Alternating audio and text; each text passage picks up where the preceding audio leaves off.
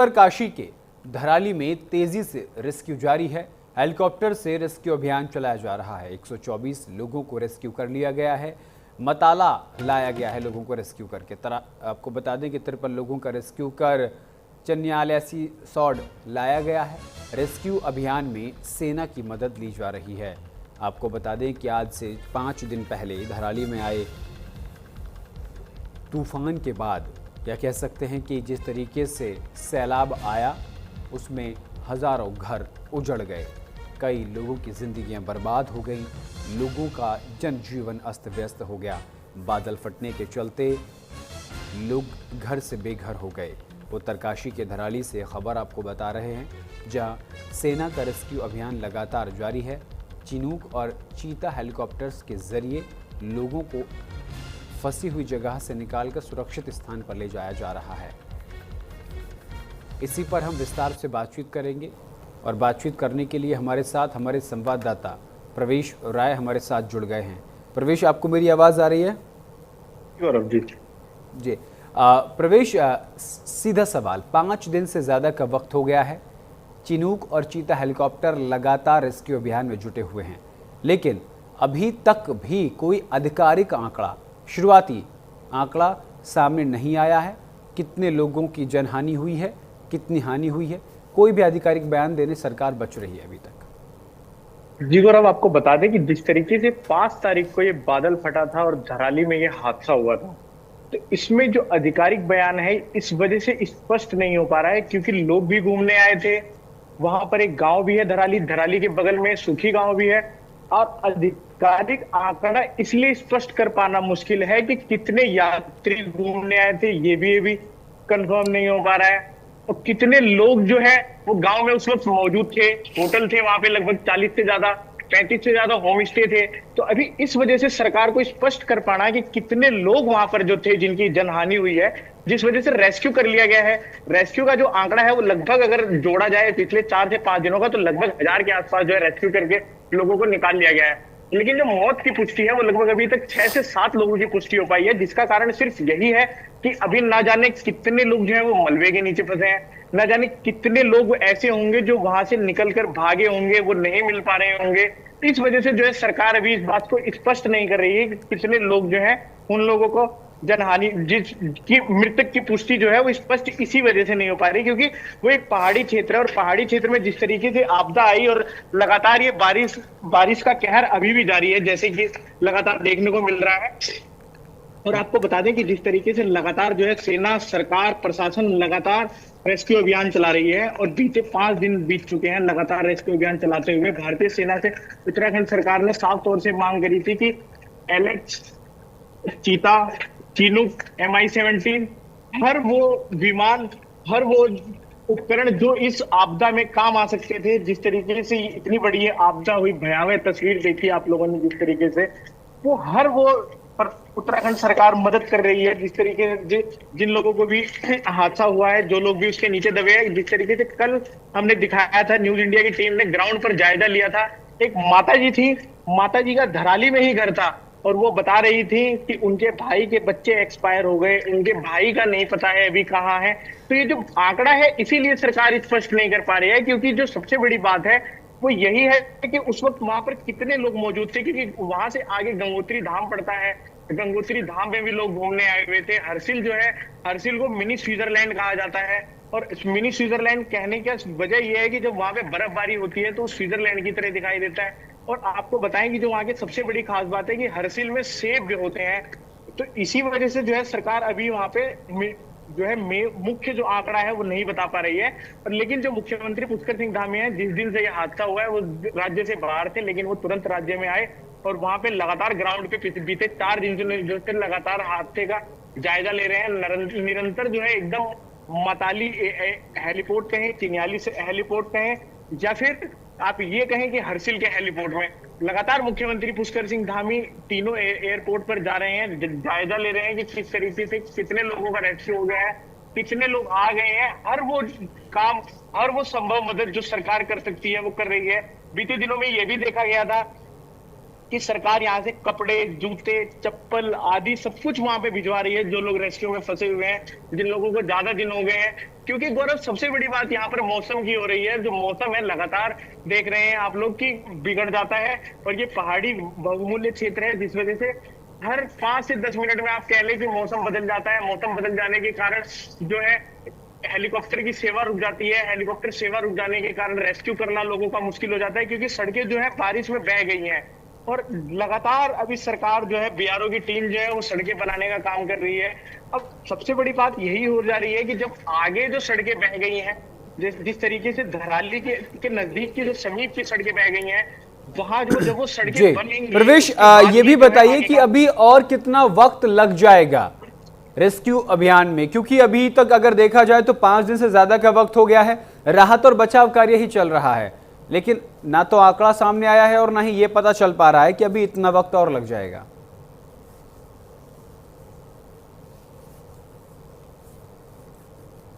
गौरव, यह स्पष्ट कहना बिल्कुल ही असंभव बात है कि रेस्क्यू अभियान जो है कितने दिन चलेगा और ये कितने दिन में संभव हो पाएगा या कितने दिन में पूरा हो पाएगा। क्यों? क्योंकि सबसे बड़ी जो वजह है वो इसकी यही है कि सड़कें टूटी हुई हैं।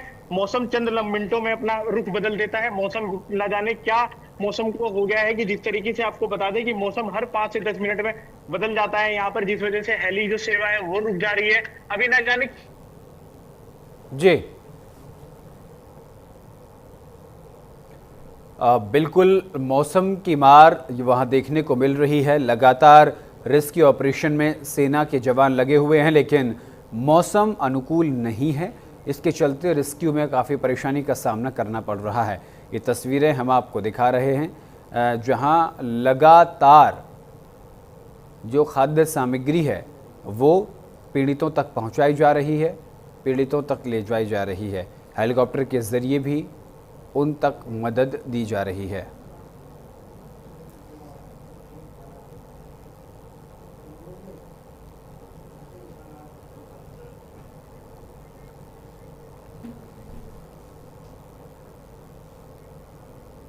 और धराली में आपदा के बीच सेना का शानदार काम देखने को मिला है।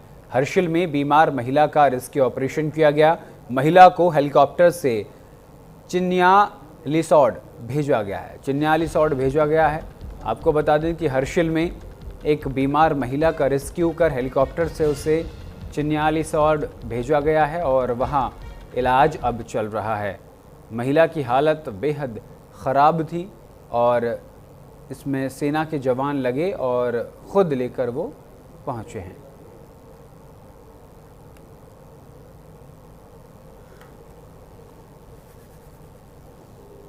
तो तबाही की गवाही ये देती हुई तस्वीरें, जहां जान माल का तो नुकसान हुआ ही है, साथ के साथ हेलीकॉप्टर के ज़रिए जो है, कह सकते हैं एयर एम्बुलेंस के ज़रिए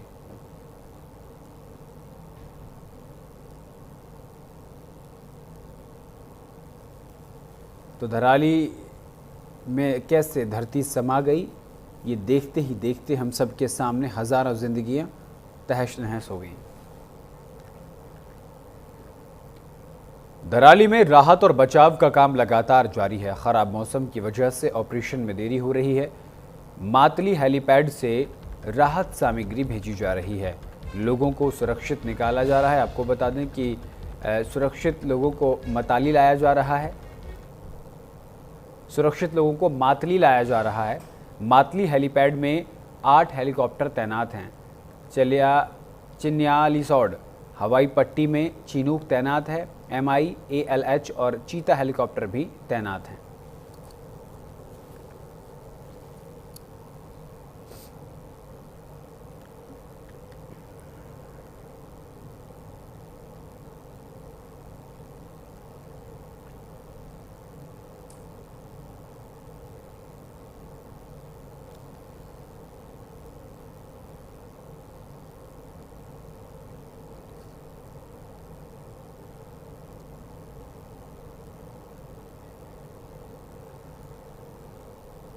उत्तरकाशी में अब तक 78 लोगों का रेस्क्यू किया जा चुका है।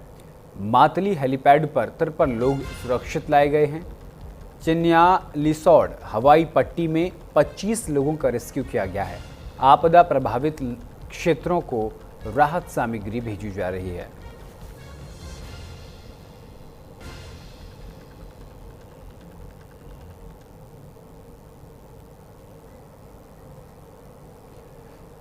तो उत्तराखंड में तबाही की वजह हम आपको बता दें, पहाड़ तोड़ने से लैंडस्लाइड का खतरा लगातार बढ़ता जा रहा है, यानी कि बिना किसी प्लानिंग का विकास विनाश लीला लिख रहा है। जंगलों की कटाई से विनाश की चेतावनी देखने को मिल रही, लगातार जंगल काटे जा रहे हैं और इसी के चलते ये भी कयास लगाए जा रहे हैं कि मानसून में भारी बारिश में तबाही का ये सबसे बड़ा कारण है।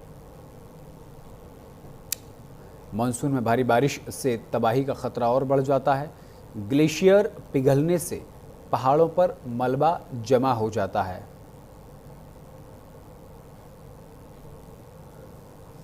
तो जंगलों की कटाई से विनाश की चेतावनी यहाँ देखने को मिल रही है। चलिए रुक करेंगे आगे खबरों में।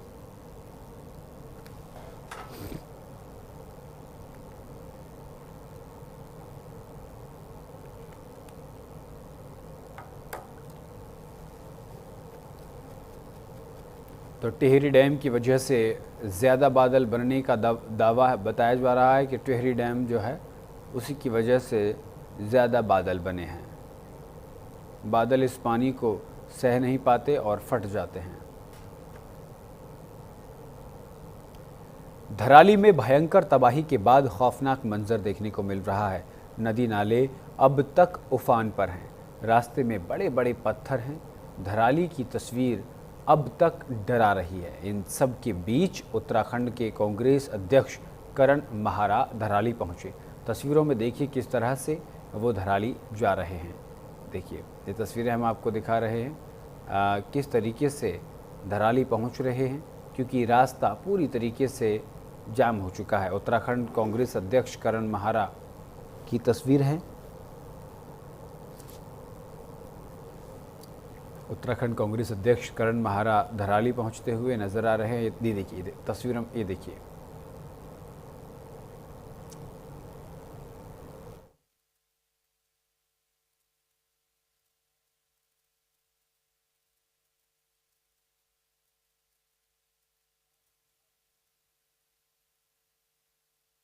देखिए सरकार, फिर मैं कह रहा हूँ कोई भी सरकार वो अपना चेहरा बचाती है। बड़कोट में आज से कुछ महीने पहले एक बादल फटा था, उसका आंकड़ा आप मांगिए, आज भी वो 4 मृतक और 7 गायब बताते, मतलब लापता। तो 2 महीने से आदमी लापता ही है।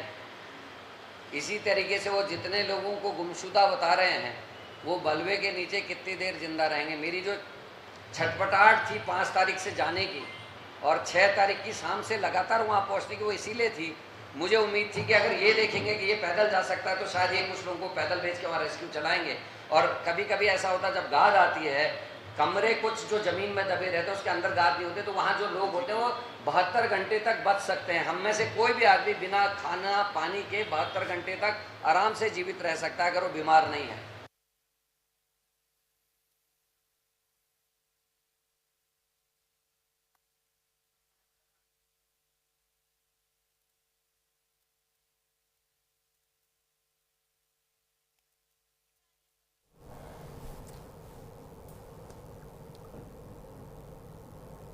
उत्तराखंड कांग्रेस प्रदेश अध्यक्ष करण महारा धराली पहुंचने का प्रयास कर रहे हैं और ये तस्वीरें आपके सामने।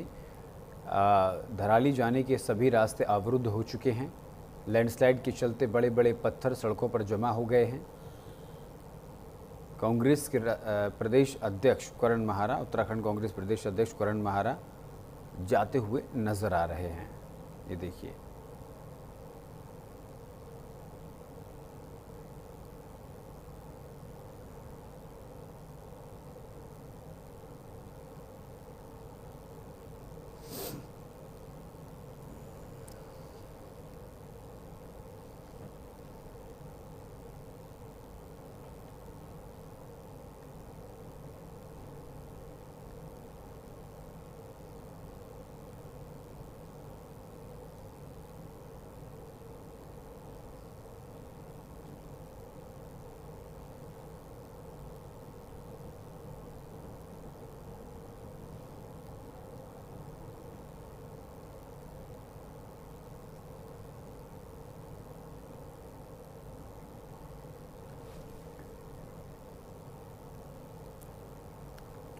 चलिए अब आपको बताते हैं कि क्यों और कैसे फटते हैं बादल। तापमान बढ़ने से नमी वाले बादल एकत्रित हो जाते हैं। ऐसे में पानी की बूंदें आपस में मिल जाती हैं। पानी की बूंदों के मिलने से बादलों का भार बढ़ जाता है। इसके साथ ही बादलों का घनत्व भी बढ़ जाता है। सीमित दायरे में बहुत तेज़ बारिश होने लगती है।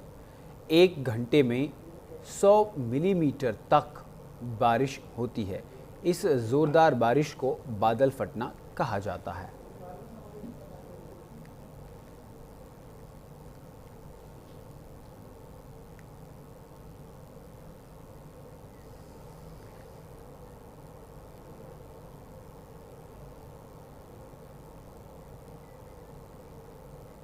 इसी के साथ यार रुकते एक छोटे से ब्रेक के लिए। ब्रेक के उस पार न्यूज़ इंडिया पर खबरों का सिलसिला लगातार जारी है। देखते रहिए न्यूज़ इंडिया। नमस्कार।